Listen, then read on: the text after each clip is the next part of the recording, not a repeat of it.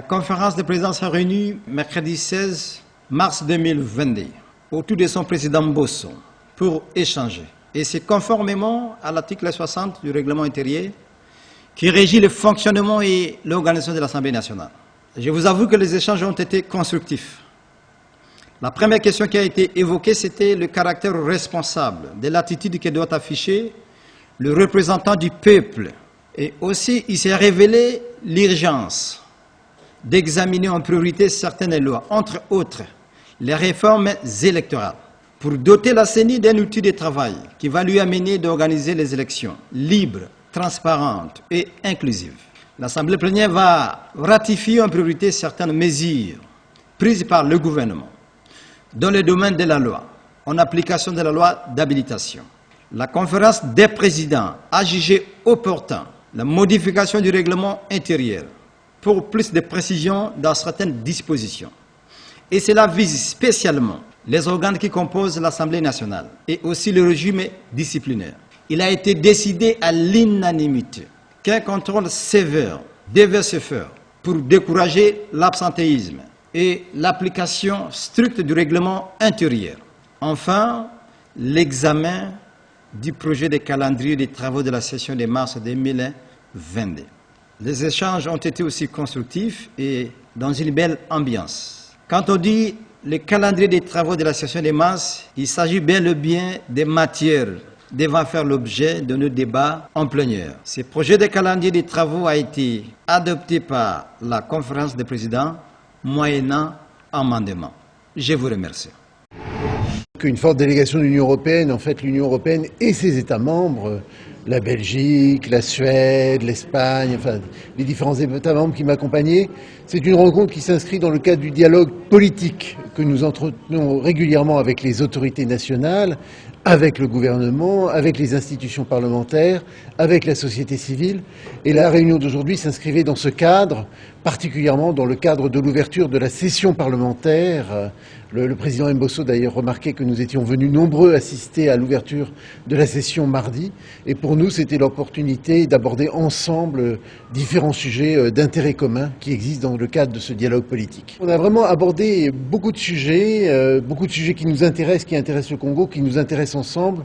On a parlé de la lutte contre les trafics illicites, de la lutte contre la corruption, des différents projets de loi qui existent en la matière.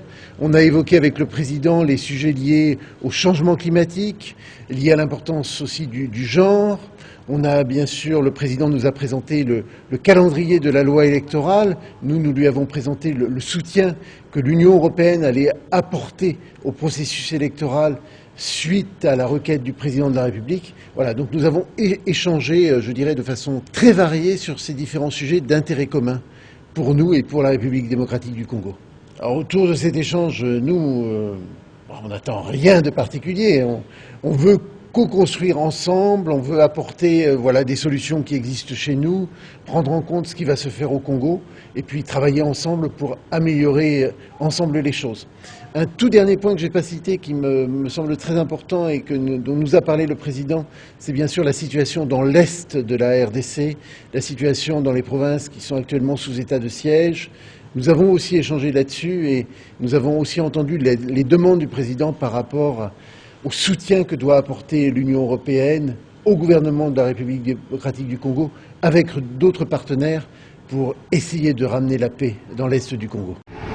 Une délégation américaine composée du sous-secrétaire du département du Trésor chargé du terrorisme et du renseignement financier conduite par l'ambassadeur des États-Unis en République démocratique du Congo, Mike Hammer, a été reçue en audience par le Premier ministre chef du gouvernement congolais, Jean-Michel Sama-Lukonde. Au sortir de cet échange, Brian Nelson, sous-secrétaire du département du Trésor américain chargé de la lutte contre le terrorisme et du renseignement financier, a fait savoir à la presse que cet entretien a porté sur les efforts de lutte contre la corruption, la lutte contre le financement du terrorisme ainsi que sur l'amélioration du renseignement financier au pays. L'homme d'État américain pense que le vote de la loi sur la lutte contre le blanchiment des capitaux et sur la lutte contre le financement du terrorisme en gestation au Parlement serait un bon départ pour mettre fin à ce mal qui gangrène l'économie congolaise. Voilà, nous sommes venus ici pour nous entretenir avec Monsieur le Premier ministre, pour parler de notre partenariat, essentiellement en ce qui concerne la lutte contre la corruption, ici en RDC, mais également dans la région. Voilà, essentiellement, nous avons parlé de notre lutte contre le terrorisme, mais également de lutte contre le blanchiment des capitaux. Essentiellement, lutter comment est-ce qu'il faut lutter contre, en fait, améliorer les renseignements financiers en RDC.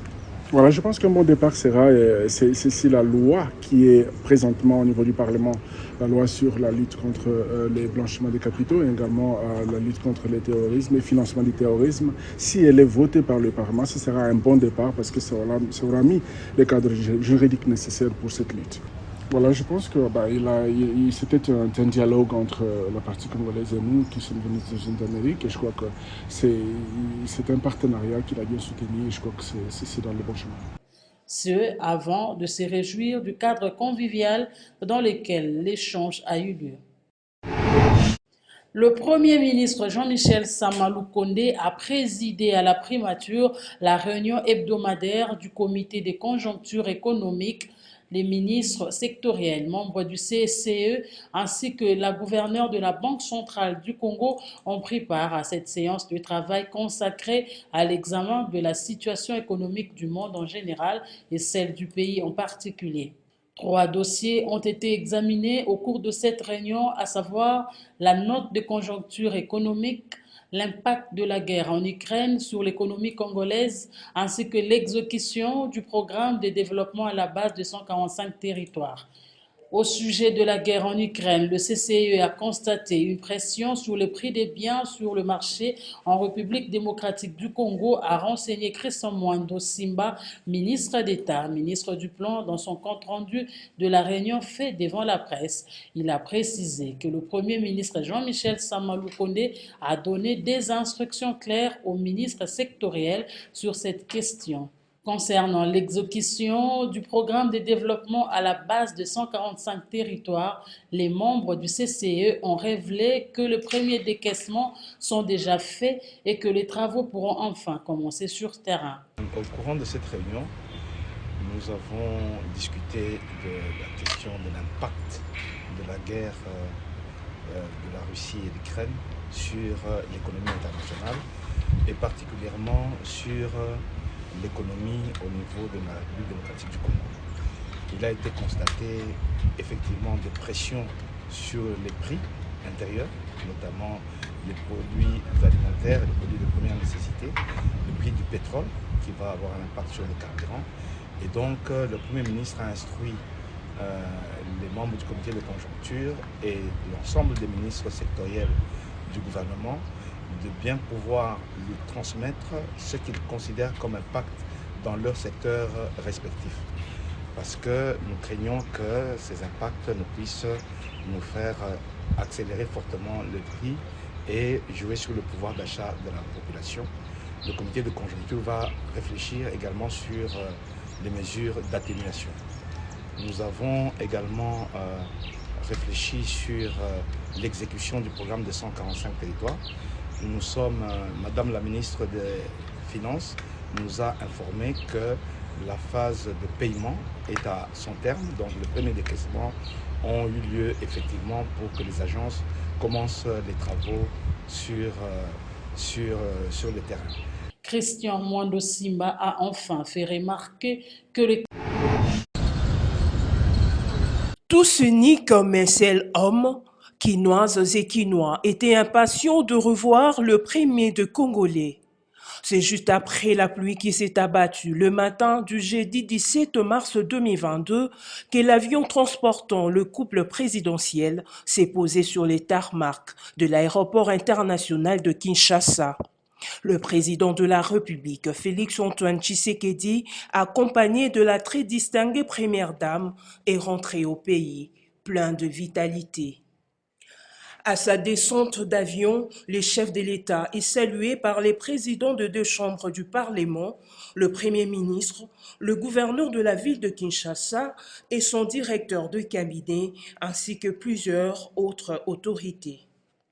À l'intérieur du pavillon présidentiel, le membre du gouvernement s'était arrangé pour réserver un accueil délirant au président de la République. Le cortège présidentiel s'est ébranlé sur le boulevard Lumumba, direction Cité de l'Union africaine. À l'extérieur de l'aéroport de Njili, les militantes et militants ont manifesté leur joie.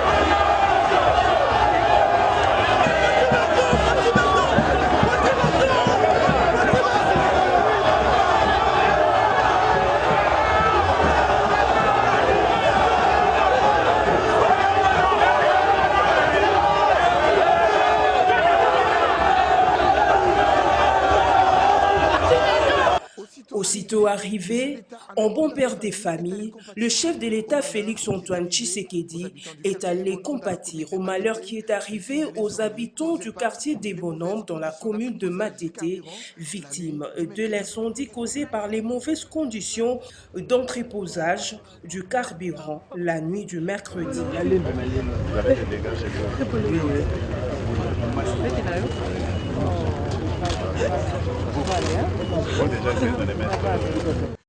Il faut noter que le chef de l'État a passé plus de 9 jours en séjour en Bruxelles. C'est dans l'objectif de redorer l'image de la police nationale congolaise telle que voulue par le chef de l'État, Félix-Antoine Tshisekedi Tshilombo, que le vice-premier ministre, ministre en charge de l'Intérieur, Sécurité, Décentralisation et Affaires coutumières et son vice-ministre Jean-Claude Molipe Mandongo ont réquisitionné à l'esplanade de l'immeuble de la territoriale plusieurs véhicules frigonettes de la police de proximité. Une réquisition révolutionnaire dans l'histoire de la police nationale congolaise. Ces véhicules sont bien équipés avec siège pour l'OPJ, un ordinateur, un amigo et siège pour les détenus, facilitant ainsi les mouvements de la police en toute sécurité. Ici, les thèmes assez Loé Molipe de l'Intérieur et Sécurité contemplent la beauté de ces bijoux. Bon, c'est d'abord sous le contrôle de son Excellence, Monsieur le vice-premier ministre, ministre de l'Intérieur, Sécurité, Décentralisation, Affaires coutumières, que je prends la parole, justement pour dire aux Congolais que c'est la volonté du chef, c'est la volonté du gouvernement de la République. Dans son pilier numéro 1, il est demandé que nous puissions restaurer l'autorité de l'État. Nous devons pacifier le pays, nous devons sécuriser le pays.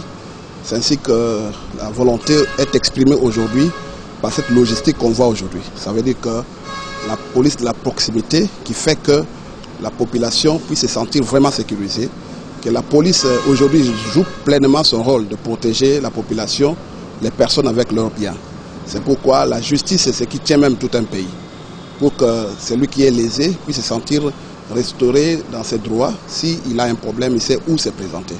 Aujourd'hui, la police est en train de s'avancer vers cette logique-là, devenir un instrument à la disposition de l'État congolais, à la disposition de la population, pour que la justice soit rétablie.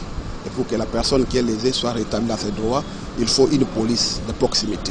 Une police, ce n'est pas une police qui fait l'office d'une gendarmerie où les gens doivent avoir peur. Il faut que la police s'intègre même dans la population. Et la population se sente vraiment être sécurisée par des personnes qui sont bien outillées. Et cet instrument que nous voyons aujourd'hui, il est vraiment équipé. C'est vraiment quelque chose de moderne. Nous sentons que c'est devenu mobile. On peut se déplacer avec un véhicule, avec tout le matériel dedans. Et aujourd'hui, je pense que petit à petit, nous sommes en train de redorer l'image de ce Congo fort. Ces nouveaux véhicules viennent à l'appui logistique de la police nationale congolaise pour que la population se sente considérée selon la vision du chef de l'État, Félix-Antoine Tshisekedi Tshilombo, qui veut redorer l'image de la police nationale congolaise. La ministre d'État, ministre de la Justice et garde de Sceaux, Rose Mutombo Kiese, a effectué une visite surprise le jeudi 17 mars 2022 au parquet de grande instance de Kinshasa-Kalamu pour constater des cas d'irrégularité de détention à la prison centrale de Makala.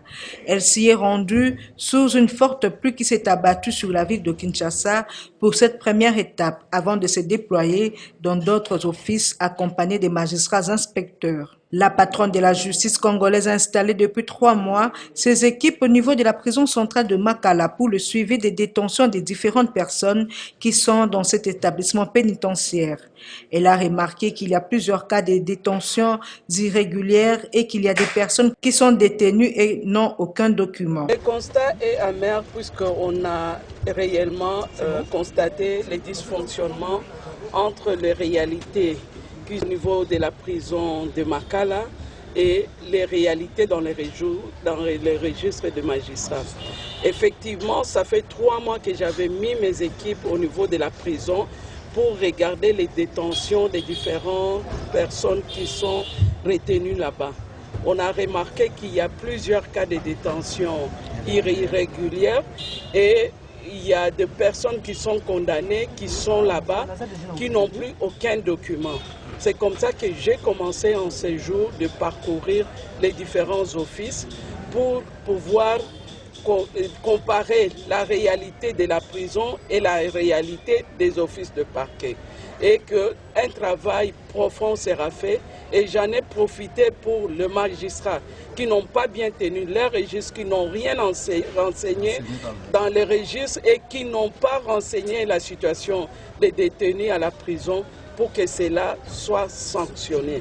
Et j'attends la suite de la part du procureur. Rose Mutombo a promis des sanctions à l'endroit des magistrats qui ne respectent pas les lois, règlements et circulaires relatifs à l'organisation judiciaire en RDC, car à ce jour, ils n'ont plus droit à l'erreur, leur situation salariale ayant été améliorée depuis le mois de juillet dernier. Cette visite de la ministre d'État s'inscrit dans le cadre de l'assainissement de l'administration de la justice, car le dysfonctionnement constaté dans le secteur est à la base à la fois des nombreux cas de détentions irrégulières et de la surpopulation carcérale.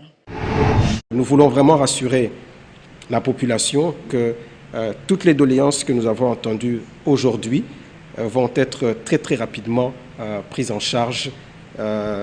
Ce mois et le mois qui vient ne seraient pas passés sans que les premiers coups de pioche et les premiers engins puissent descendre sur le terrain. De la parole à l'acte, après son entretien avec la délégation des habitants et notables du quartier Zamba Telecom le 11 février dernier sur la situation érosive qui ronge ce coin de la capitale congolaise, le ministre d'État aux infrastructures et travaux publics, Alexis Guizaro Mouvouni, a, sous une pluie battante, le jeudi 22 mars, lancé les travaux de lutte anti-érosif à ce site situé dans la commune de Mongafula. S'adressant à la presse, le ministre d'État, Alexis Guizaro, a appelé la population à faire la sentinelle en vue de la bonne exécution des travaux.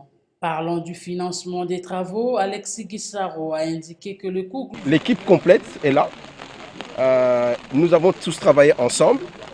Bien sûr, en associant aujourd'hui également la population qui va en quelque sorte être témoin, mais aussi à qui nous demandons en même temps de pouvoir veiller à ce que les choses se fassent correctement. Et donc voilà, nous sommes venus concrétiser la promesse que nous avions faite à la population, que le mois de mars ne passerait pas sans que les travaux puissent démarrer ici à Zamba Telecom. Le coût atteignait à peu près 7 900 000 $. Donc, nous avons fait un montage financier. Aujourd'hui, c'est une charge qui doit être prise par le Trésor public, mais nous avons demandé au FONER d'abord de financer les ouvrages et puis au niveau des institutions, nous allons voir comment est-ce que cet argent va leur être... Rubens Mikindo, ministre honoraire et habitant du quartier, a exprimé sa reconnaissance auprès de ses warriors du gouvernement Samalou Kondé, car, dit-il, après sa promesse faite dans son cabinet de travail, maintenant les travaux sont lancés. Je préfère le dire aussi d'une manière solennelle à Monsieur le ministre d'État. grand merci, parce que cette population restera reconnaissant par rapport à ce que vous avez fait. Ils nous avaient promis, nous avaient dit mi-mars, nous avons commencé les travaux. Nous sommes le 17 aujourd'hui, ils ont commencé les travaux. Nous pouvons guérir. Précisons que ces travaux sont exécutés par l'entreprise chinoise CGCD sur une longueur de 1400 mètres et d'une profondeur de 400 mètres pour une durée de 6 mois. Le président de la Commission électorale nationale indépendante, Denis Kadima Kazadi, a clôturé les échanges sur la cartographie des centres d'inscription entamés la veille au siège de cette institution. Merci beaucoup pour votre présence et pour la discussion, les bonnes discussions que vous avez eues tout au long de ces 2 jours. Je suis très content de l'initiative qui a été prise d'associer le corps scientifique. En effet, pour ce type de travail, on ne peut pas seulement se baser sur les anecdotes. On doit avoir quand même des observations de personnes qui utilisent une approche rigoureuse et telle que vous-même. J'ai retenu quelques points, notamment la question de disparité entre centres d'inscription et bien entendu le besoin de réduire les distances entre les centres d'inscription pour que la population puisse participer de façon optimale. C'est bien noté. Nous avons aussi pris note de votre observation sur les données statistiques de 1984 qui ne sont pas réutilisables si nous voulons vraiment aboutir à des résultats probants. Et donc, nous prenons note de ça. De son côté, le secrétaire exécutif national Toto Mabikou Toto Kani a témoigné les vifs remerciements de la CENI au corps professoral et scientifique pour leur brillante participation à cet atelier en promettant d'intégrer dans les travaux toutes leurs suggestions. C'était vraiment une expérience louable pour la CENI. Nous croyons que toutes vos observations, critiques et surtout suggestions seront réellement intégrées et nous pouvons vous rassurer que cela sera réellement intégré dans nos travaux afin que cette fois-ci que nous produisions une cartographie qui intègre aussi des éléments pertinents que vous avez fournis ici à cette commission électorale qui a une approche nouvelle. Cette approche que nous avons appelée en anglais le rebranding, donc changement de l'image et de la perception de la CENI. Ainsi, la CENI et les sommités scientifiques se tiennent désormais main dans la main pour une cartographie fiable des centres d'inscription.